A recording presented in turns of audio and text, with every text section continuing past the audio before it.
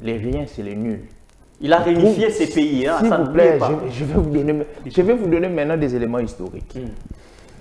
Lorsque la guerre a débuté le 2 août 1998, après le 2 août 1998, il y a la première gestation de la réconciliation qui commence à Windhoek au mois de septembre, les sommets de Windhoek en 1998. Lorsqu'on quitte les sommets de Windhoek en 1998, seulement au mois de novembre, on vient dans la ville de Victoria Falls, d'où on appelle le sommet de Victoria Falls 1. Et puis on avance encore à Victoria Falls 2. On quitte là, on vient en 1999. Muammar Kadhafi, paix à son âme, va réunifier, va appeler les chefs d'État qui sont voisins de la République démocratique du Congo et nous l'aurons désiré pour Kabila, pour la crise de l'Est du pays. Je ne sais pas s'il connaît l'accord de Sirte au mois d'avril. On va signer l'accord de Sirte. Lorsqu'on quitte Sirte en 1999, on vient au mois de juillet. Je vais conclure par Je vous accorde juste une minute. Au mois de juillet, on signe l'accord de Lusaka. Et l'accord de Lusaka préfigurait dans son contenu un dialogue intercongolais. Et le dialogue intercongolais, c'est la genèse de ce que nous avons vécu en 2002. M. Kabila n'était pas encore au pouvoir. M. Kabila est venu parachever un plan de la réunification qui avait déjà commencé. Voilà. Et merci. Puis, je vais finir par là.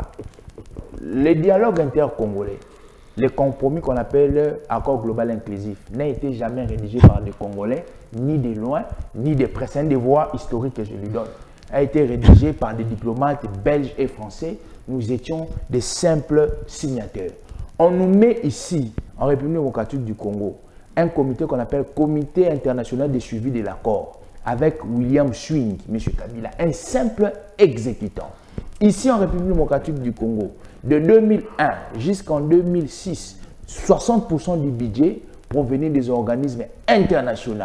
M. Kabila, un simple exécutant. Merci. Ce sont des faits historiques que moi, je vous envoie d'aller faire des recherches. Merci. La paternité d'une constitution, il faudrait plus jamais le dire dans un régime démocratique. Si nous étions dans un régime oligarchique, oui.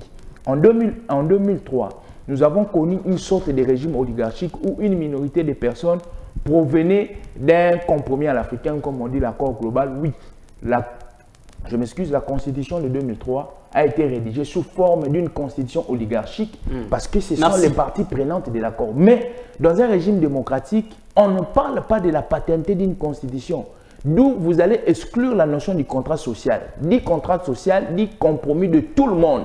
Il n'y a personne qui doit prévaloir de cette constitution. Merci beaucoup. Merci, M. Dio. Alors, M. Dadi, on entame la deuxième thématique. Ça sera déjà la conclusion même de cette émission avec cette grande thématique qui fait la table et qui fait la une. Vous avez suivi, hein, d'ailleurs vous l'avez déjà évoqué, c'était à votre introduction. Alors, les massacres qu'il y a eu